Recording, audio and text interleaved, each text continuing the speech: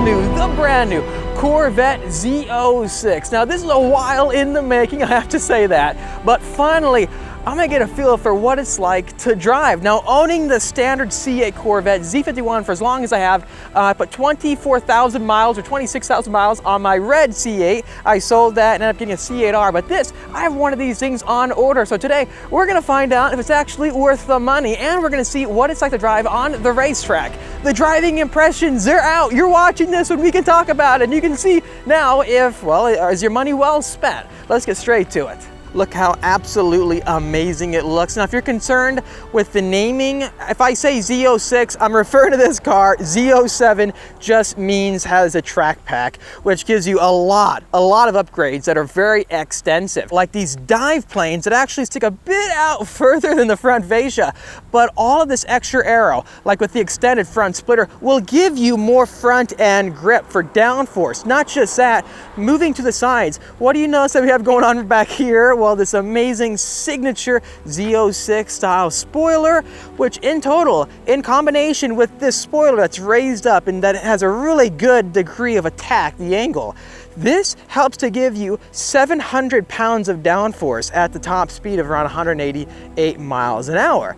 In total, I'm curious, are we gonna feel the downforce on the racetrack? As we're gonna find out if it's really worth the extra money of about $20,000. You also get massive carbon ceramic brakes. For getting all the extra aero all throughout the vehicle, I think $20,000 is a fair price because you're not only getting physical upgrades, you're also getting special chassis tuning, special steering tuning. The list keeps going on and on. One other really cool upgrade this Z07 has is a carbon fiber roof. I made sure to order this on mine. I think it came out to about $2,000. Physically looking at the Z06, what do you notice about it? Well, the front fenders and the rear fenders have this amazing new wide body, which you can see this extra body line that kind of goes up and around the headlights.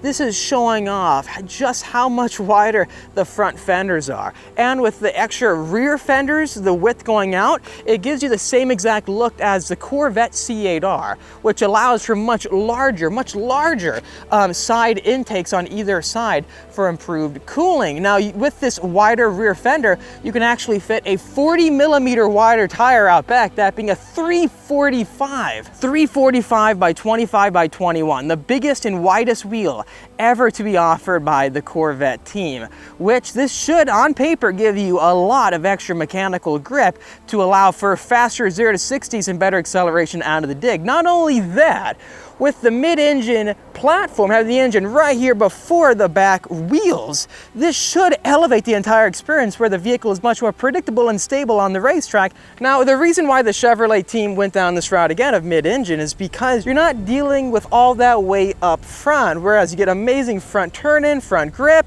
However, the back end has a harder time putting down the power because, well, there's nothing really pushing down on the back end. With this platform, it's much more neutral and balanced for hardcore driving, making the car, I would say, even easier to get to its limit. Anyways, let's get inside and see what it's like to drive.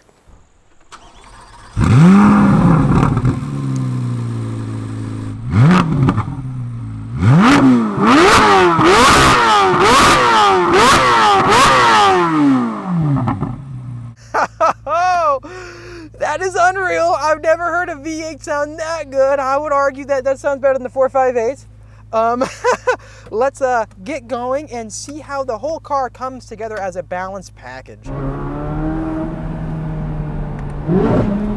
Oh my gosh! This thing sounds insane!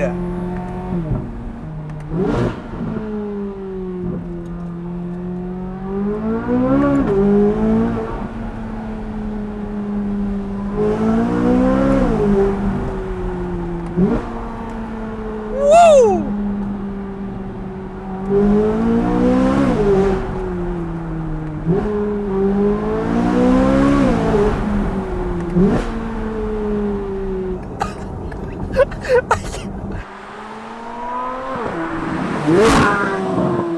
The way the entire car comes together as a package, it's so loud. Hopefully you can hear me right now.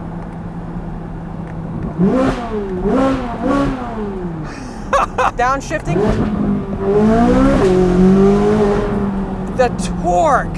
It doesn't feel like any flat plane crank V8 that I've ever experienced, to be honest with you, because the instantaneous response is there all throughout the RPM, and that instantaneous response gives you a feedback where it's just like the LT2, I would say, in the standard Stingray, where the torque is just so high that you have to be very mindful of your inputs. You have to be very smooth with your inputs, very gradual. And the punch, it's building power, it feels like, all the way up to redline, which is one really interesting point. We are in track mode right now. Suspension has gotten more stiff. You do have more of a spring rate when it comes to the Z07 track pack. However, with the carbon ceramics, what you'll notice with it is that the brake bite is much more instantaneous. That with the lower rotating mass really does help, I think, to making the car feel lighter than it is. Going between the standard iron brake configuration with standard wheels and then to the carbon fiber wheels with the carbon brakes, it's definitely a night and day experience. Listen to all the birds, all the wildlife. Here's what's interesting is that if you click and hold both paddle shifters, then look at the right one, click it again, see that green gear? That means we have launch control enabled. So then now I believe just hit foot on the brake, foot on the gas, and let go. Wow, look at the amazing views out here. What's crazy to me is that the car, it feels like it's got way more power than 670 horsepower. It's the craziest sensation. Maybe it's a combination of the torque and the power building up.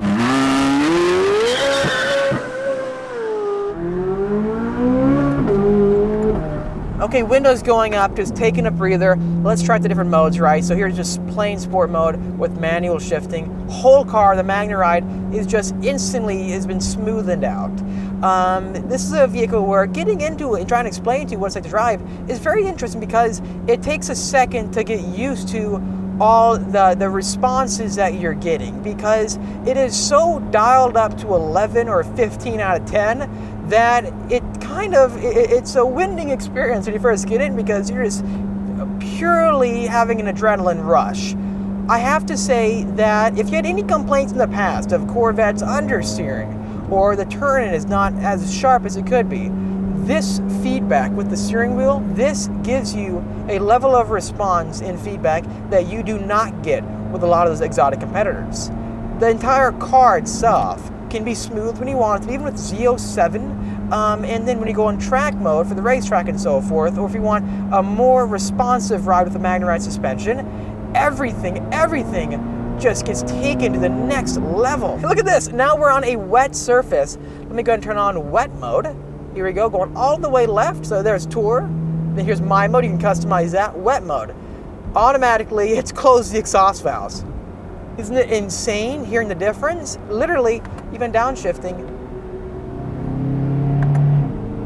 it's really muted. So if you don't want to upset your neighbors, just get in the car, turn on wet mode, and take it out for a spin in the morning, because the entire car it's literally changed its entire personality like that, like nothing. One other big point I want to highlight is that even though you have all this amazing adjustability, you can take it way further for the track, because there's a setting or system called PTM, which is called Performance Traction Management, and you can get more and more slip out of the tail end of the vehicle, trying to get you to comfortably work your way up to all traction off. So this vehicle, no matter what your driver's skill is, you can get inside of it and work your way towards the limit. And right now, having all that huge rubber out back, it just feels like in the corners, the car itself is beyond responsive and wants to change direction instantaneously. Amazing backfire.